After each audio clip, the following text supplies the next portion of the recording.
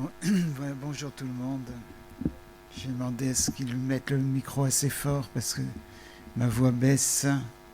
Et je pensais quand Emmanuel disait tout à l'heure que s'il y a des choses qui traînent, il faut s'en débarrasser. Et je pensais à moi. Je me suis dit il faut faire attention avec quand on traîne les pieds dans l'église. Donc voilà, on est, ça n'a pas échappé à qui que ce soit. On est au bord du commencement d'une nouvelle année. Et comme on dit, ça, chaque année, on fait des projets, on prend des résolutions, on essaye de dire, voilà, je vais changer telle et telle chose dans ma vie pour l'année prochaine. C'est pas une mauvaise chose du tout. C'est pas une mauvaise chose que de pouvoir faire utiliser un tournant dans la vie pour pouvoir faire des nouvelles résolutions. Le problème, c'est que, comme on sait, comme chacun sait, on ne tient souvent on ne tient pas nos résolutions. On change après quelques jours. Il y a des gens qui ont décidé d'arrêter de boire de l'alcool et après quelques jours, c'est déjà raté leur projet. Donc, ce sur quoi je vais insister ce matin, c'est sur le fait de prendre effectivement des résolutions, mais de les tenir, et notamment sur la question de la personnalité, sur la question du caractère, sur la question des réactions. Parce que les comportements, comme on le dit souvent, les comportements volontaires, on peut réussir à les dominer. C'est notre dimension charnelle, notre dimension animale, et on arrive à contrôler si on fait de l'effort. Mais il y a quelque chose qu'on n'arrive pas à contrôler, qui est en dehors de notre portée. C'est le caractère profond. Et comme j'ai dit, j'ai déjà dit ça dans le passé, qu'est-ce que le caractère ?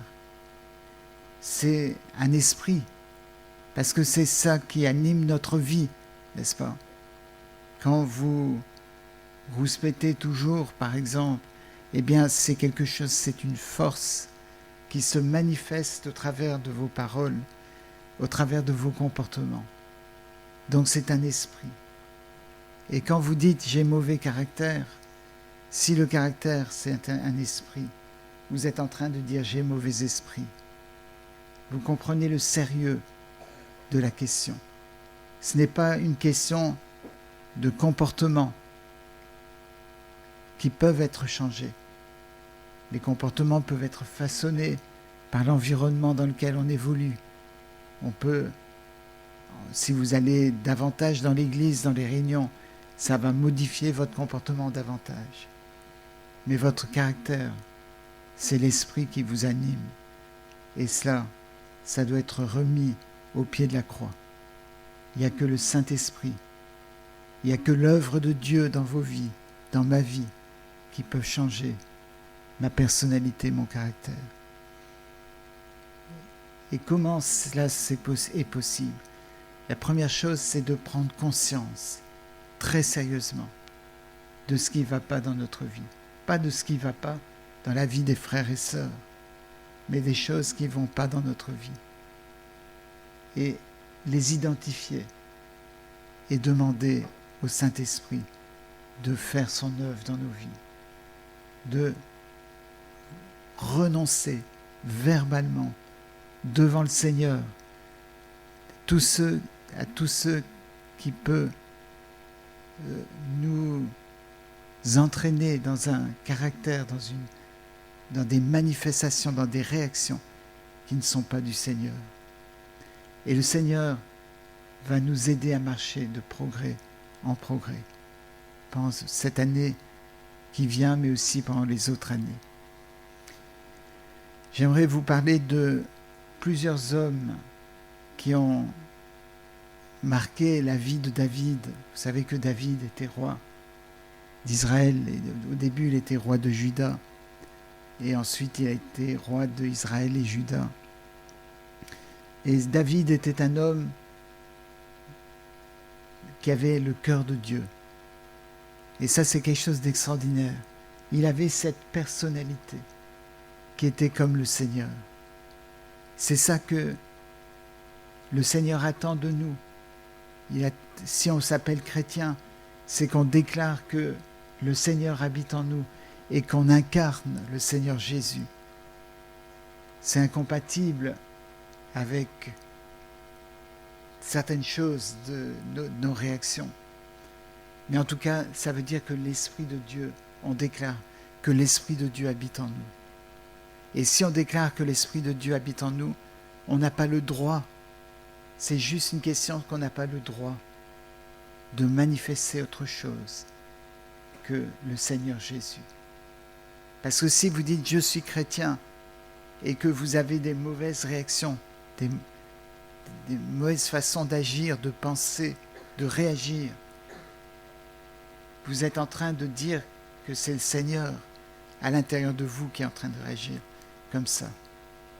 Et vous ne pouvez pas, on ne peut pas. Ça ne peut pas être ainsi. Comme le dit l'apôtre Jacques. Mes frères, il ne doit pas être ainsi. Quand il dit que, il demande si une source d'eau peut donner de l'eau douce et de l'eau amère. Est-ce que c'est possible ? Est-ce qu'un arbre peut donner des bons fruits et des mauvais fruits en même temps ? C'est pas possible. Donc, on a besoin de l'œuvre de Dieu. Et si c'est quelque chose qui vous interpelle, alors réglez-le aujourd'hui devant le Seigneur, en lui demandant que dès aujourd'hui, n'attendez pas le 1er janvier, dès aujourd'hui, le Seigneur fasse son œuvre dans votre vie d'une manière radicale. Et il le fera, parce qu'il donne son esprit. Et les hommes dont je ferai mention dans la vie de David, dans l'environnement de David, c'étaient des hommes qui n'avaient pas le cœur de Dieu. David avait le cœur de Dieu, mais il était entouré de personnes qui n'avaient pas forcément le cœur de Dieu. Et un de ces hommes, c'était Joab. L'autre, c'était Abner. Tous les deux la même fonction. Chef militaire, chef de l'armée. Et c'était deux hommes extrêmement précieux pour David. Heureusement qu'il a eu ces hommes-là. Mais c'était des hommes qui avaient des problèmes fondamentaux de caractère et de personnalité. Le premier, c'est... Oui, je devrais dire chronologiquement, le premier, c'était Abner. Je vais donc parler de lui en premier, bien que je pensais parler de lui en deuxième. Abner, ça veut dire père de quelque chose de très positif. En fait, ça dépend les traductions, mais c'est père de la lumière ou quelque chose comme ça. Mais il était appelé fils de Ner parce que son père s'appelait Lumière. Pardon, ça veut dire père de lumière. Donc ça veut dire qu'il était père de lumière, mais on l'appelait fils de Ner. Ça veut dire fils de la lumière. Il était dans une situation ambiguë parce que déjà son nom voulait dire quelque chose et on l'appelait fils de Ner. Donc père de la lumière et fils de la lumière. Donc en fait, il n'avait pas de position de père ou de fils. Il était à la fois père et fils. Et dans son caractère, dans sa personnalité, c'était un chef, c'était un homme dur, un homme qui était père et fils en même temps, mais qui n'avait pas d'identité de fils, soumis à son père. Et dans nos vies, ça peut être comme ça. Ça peut être que on est fils, mais on se prend pour des pères. On est soumis, on devrait être soumis, mais on se prend pour des chefs. Et cet homme a été un très bon général de l'armée de David, mais c'était un homme qui avait cette double personnalité. Au lieu d'être soumis, il était dominant. Et il avait cette confusion entre son rôle de père en tant que chef militaire, mais aussi son rôle en tant que fils, parce qu'il était au service de David. Et ce rapport était inversé parfois. Prenait des décisions et prenait des positions qu'il n'aurait pas dû prendre. Et notamment, il a été fidèle à un moment donné à la maison de Saül. Saül était mort et il a voulu prolonger le règne de Saül après la mort de Saül. Et vous savez que Saül est un homme qui n'avait pas le cœur de Dieu, un homme qui était humble au début, mais très vite on voit sa dégringolade spirituellement, parce qu'il y avait dans son cœur de l'orgueil, parce qu'il avait décidé de vivre sa vie en tant que roi plutôt que celle que Dieu voulait pour lui. Et donc, Saül, lorsqu'il est mort, Abner est allé chercher son fils Ishbosheth, le fils de Saül, en disant voilà, c'est le successeur de Saül. Et il a cherché un successeur à Saül. Dans un sens, il n'avait pas tort, parce que quand on était roi et qu'on mourait, c'était le fils du roi qui continuait, qui reprenait le trône. Donc, d'une certaine manière, c'était cohérent qu'il cherche un fils de Saül pour continuer le royaume. Mais il n'a pas choisi David. Il aurait dû choisir David. Il a choisi Saül. Et c'était son choix. Et il s'est séparé, il a quitté David. Et peut-être que dans nos vies, on a pris des résolutions, on a pris des décisions qui nous ont séparés de Dieu. Pas de David, mais de Dieu. On a pris des positions qui nous ont séparés et on s'est séparés de Dieu pour faire notre volonté. Et sa volonté, c'était que Saül, le règne de Saül puisse continuer au travers de son fils.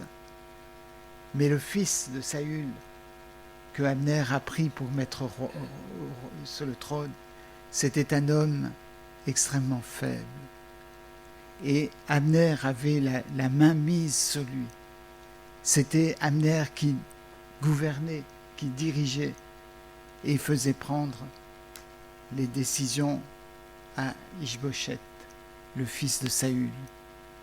Voyez le plan stratégique. Abner était très heureux avec le fils de Saül parce qu'il pouvait dominer et le contrôler. Et il voulait que sa volonté soit faite au travers de Ishbosheth. Et ça, c'était un problème fondamental.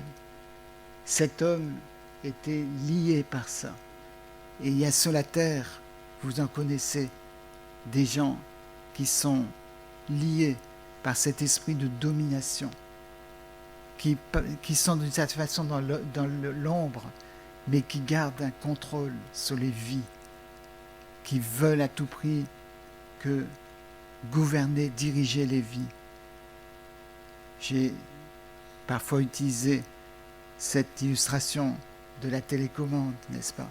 Et dans certains cas, on aimerait beaucoup avoir une télécommande qui, quand on bouge, quand on touche les touches de la télécommande, eh bien les gens font tel geste, réagissent de telle manière, etc. pour que notre volonté soit faite au travers de cette personne. En quelque sorte, on veut être l'esprit qui anime telle et telle personne. Et lui, c'était son cas. Il voulait être l'esprit qui anime le roi, de sorte à ce que sa volonté puisse se faire. Puisque Abner, qui avait été le chef de l'armée de Saül, voulait continuer à gouverner ou à diriger le gouverneur issu de Saül, eh bien, David avait besoin d'un autre chef militaire. Et il a trouvé encore mieux. Il a trouvé encore mieux en matière militaire. Il a trouvé mieux en matière de compétences. Mais il a trouvé aussi quelqu'un qui était pire au niveau du caractère. Et c'était Joab. Et Joab, c'est un homme qui ne se soumettait pas. Il était un chef. De manière intéressante, il avait donc 2 frères, on va les mentionner aussi tout à l'heure. De manière intéressante, il est appelé Joab, fils de Tserouïa. Et Tserouïa n'était pas son père, c'était sa mère. C'est très rare dans l'Ancien Testament.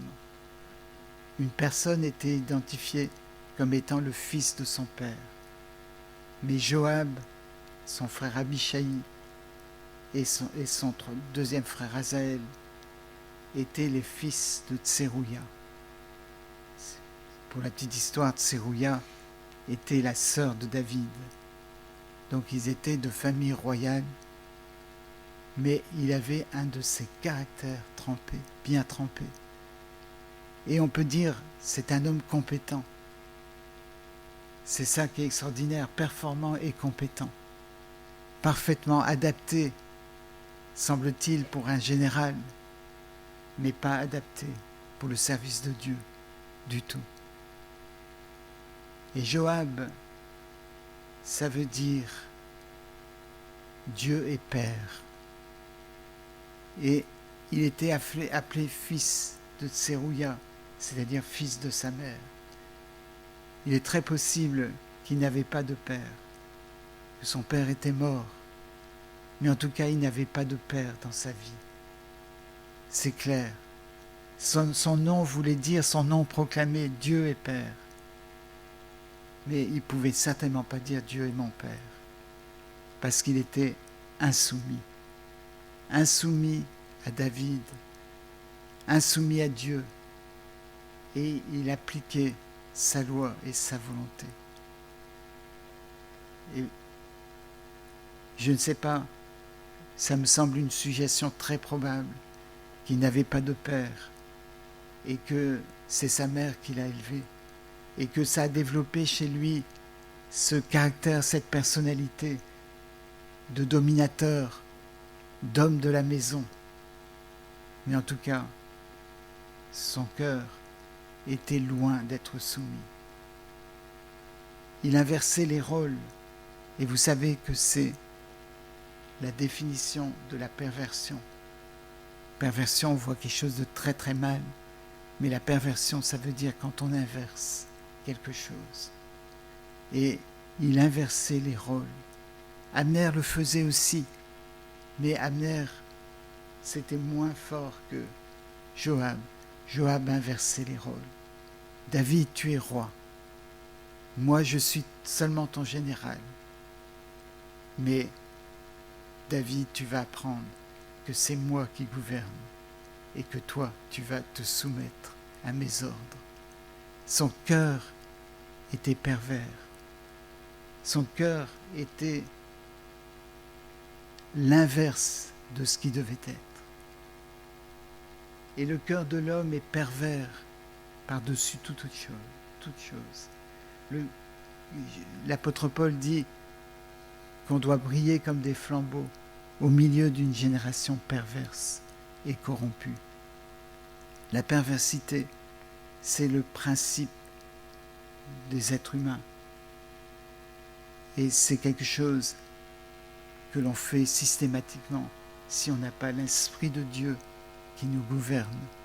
On cherche à dominer les autres. Vous voyez ça dans les cours de récréation des enfants, à l'école. Le désir de dominer, de diriger, de contrôler. Vous savez que les psychologues, ou soi-disant psychologues, ont trouvé le symptôme ou la maladie idéale pour les gens qui veulent divorcer.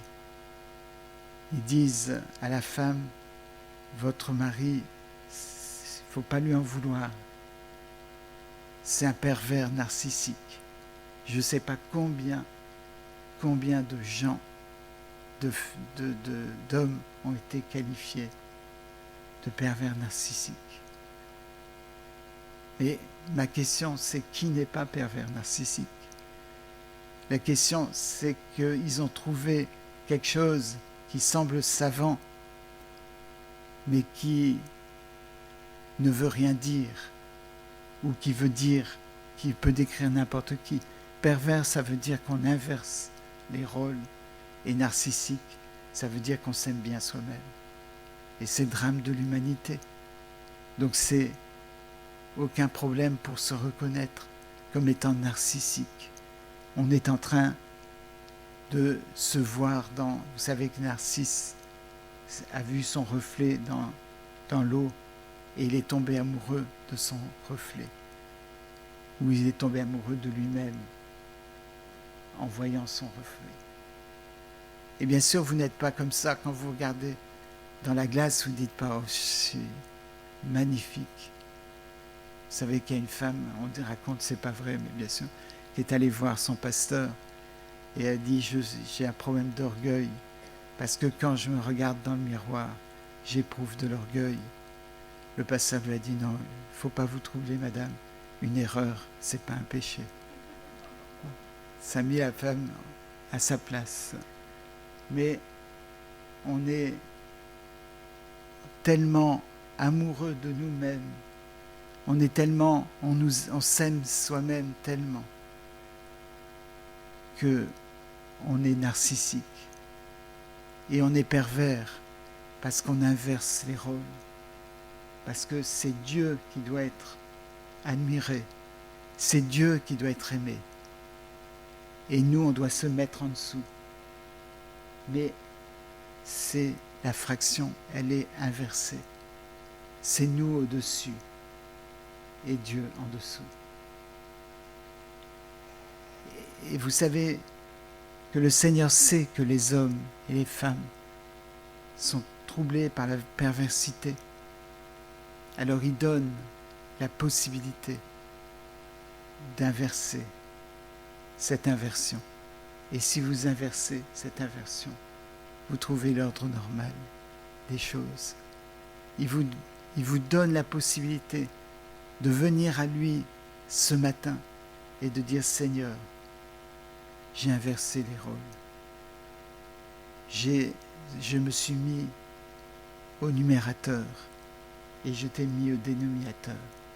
Alors que c'est toi qui dois être au numérateur. Et moi, je dois être au dénominateur. »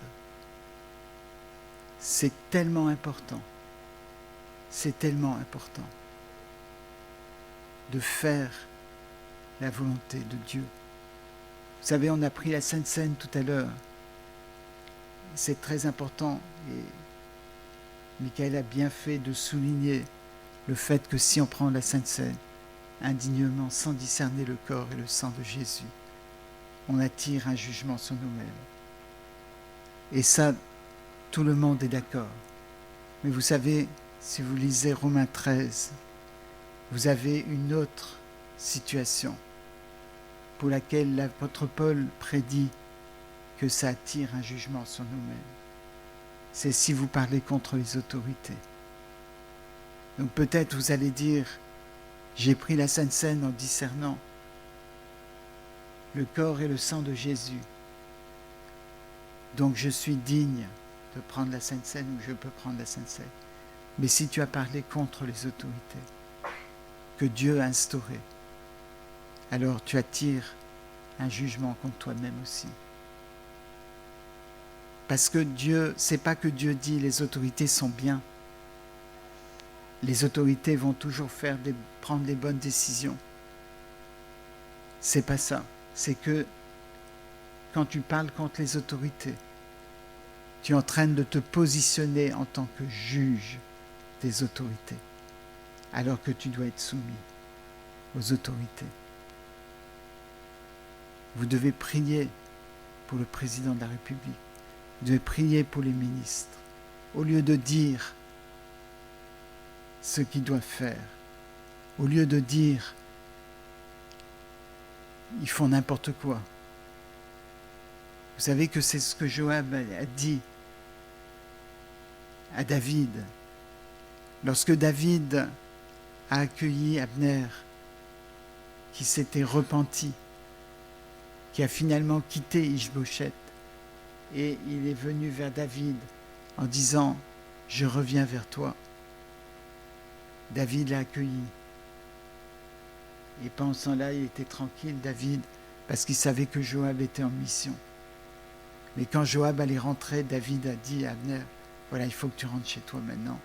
Parce qu'il savait que Joab allait réagir mal. Et quand Joab a appris que Abner était venu, il est allé voir David et lui a dit « Qu'est-ce que tu as fait ?» Voyez le dominateur. Qu'est-ce que tu as fait? Quelle autorité avait-il de parler au roi comme ça? Aucune autorité. Il était pervers. Il avait inversé les rôles. Au lieu de se voir soumis au roi, il était maître du roi en disant « Qu'est-ce que tu as fait ?» Et on entend souvent des gens, mais ça ne doit jamais s'entendre chez des chrétiens qui disent « Mais qu'est-ce qu'ils foutent, qu'est-ce qu'ils font, les autorités ?» Vous devez prier pour eux, pour elles. Que le Seigneur les bénisse, que le Seigneur leur donne son Saint-Esprit pour qu'ils dirigent correctement. Nous avons dû apprendre à nos enfants de ne pas appeler le président par son nom de famille seulement. Vous ne devez pas appeler le président Macron, juste dire Macron, vous devez dire le président ou monsieur. Peut-être vous allez me juger, vous allez dire ça y est, il est en train de enseigner des choses ringardes. C'est important parce que vous attirez un jugement contre vous-même si vous parlez contre les autorités ou si vous prenez une ascendance sur les autorités. Le Seigneur nous garde en ça, afin qu'on ne soit pas pervers. Mais Joab, quand il a su que Abner est venu pour faire la paix avec David, il n'était pas comme le frère du fils prodigue qui était mécontent. Il est allé plus loin que le frère du fils prodigue. Il a pensé déjà, eh bien je vais régler le compte d'Abner. Et il est allé à la rencontre d'Abner, et en tant que bon pervers, il est allé près de Abner d'une manière gentille, comme s'il allait lui donner un message particulier. Et il a profité de ce moment où ils étaient à deux pour tuer Abner. On voit ce cœur de dominateur, ce cœur d'insoumission. Mais le Seigneur veut changer ces choses-là. Le Seigneur veut changer ces choses dans la personnalité qu'on a. Ce n'est pas forcément du tout quelque chose de violent. C'est pas qu'on domine comme Joab de manière violente, mais ça peut être dominé dans une certaine dimension, de manière légère, mais là où on ne devrait pas dominer, et notamment vis-à-vis des frères et sœurs. Vis-à-vis des frères et sœurs dans l'Église, il n'y a aucune domination des uns sur les autres. Il n'y a aucune domination des anciens sur les gens de l'Église. Ça serait de la perversité. On doit considérer les autres comme étant au-dessus de nous-mêmes. Mais vous allez dire, mais comment je peux considérer, moi qui ai, 50 ans vie avec Christ, comment je peux considérer un jeune converti comme étant au-dessus de moi? Eh bien, c'est ce qu'il faut faire. Parce que si vous avez 50 ans de conversion, vous avez besoin beaucoup d'entendre des jeunes convertis et de voir le zèle et l'amour qu'ils ont pour le Seigneur. Vous avez à apprendre d'eux, vous avez à recevoir d'eux. Et si vous prenez la mauvaise position, la mauvaise inversion, eh bien vous risquez à penser que vous êtes dominateur, alors que l'Esprit de Dieu veut que vous soyez soumis. C'est la même chose dans les couples, dans les familles, si l'homme domine, eh bien, il est en train, vous savez, j'en ai entendu des hommes qui disent, ah c'est écrit, femmes soyez soumises à vos maris, donc je veille à ce que ça marche. Mais si le mari soumet sa femme, si le mari impose à sa femme d'être soumise, comment peut-elle se soumettre à son mari? Elle ne le peut pas, parce que c'est lui qui domine et qui l'a soumise. Mais si l'apôtre Paul a dit ça, c'est qu'il a considéré que la femme n'est pas mise en dessous, parce qu'il ne peut pas demander à une femme de se soumettre si elle est déjà soumise, si elle est déjà en dessous. Il considérait les femmes comme étant à l'égalité des hommes. Et il demande à la femme, dans certaines situations familiales, de se mettre en dessous. Mais c'est au mari de se mettre en dessous, à ce moment-là, pour élever sa femme, de sorte à ce qu'elle puisse obéir à la parole et se mettre en dessous. Et c'est un jeu constant d'inversion pour éviter la perversion.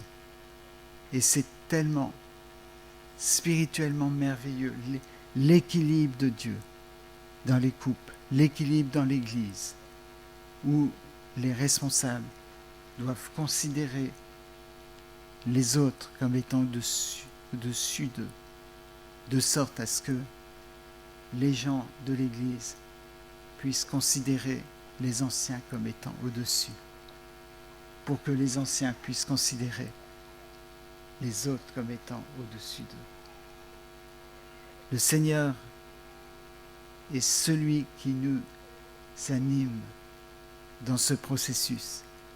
C'est lui qui nous délivre du narcissisme, de cette tendance à se croire merveilleux, à croire que nos idées, notre façon de gérer la France serait tellement meilleure. Si vous pensez ça, présentez-vous aux élections. Mais je peux garantir que si vous êtes élu, la France souffrira beaucoup. Et beaucoup plus que ce dont elle souffre actuellement. Mais nous avons le privilège d'être dans un pays qui rembourse énormément les frais médicaux.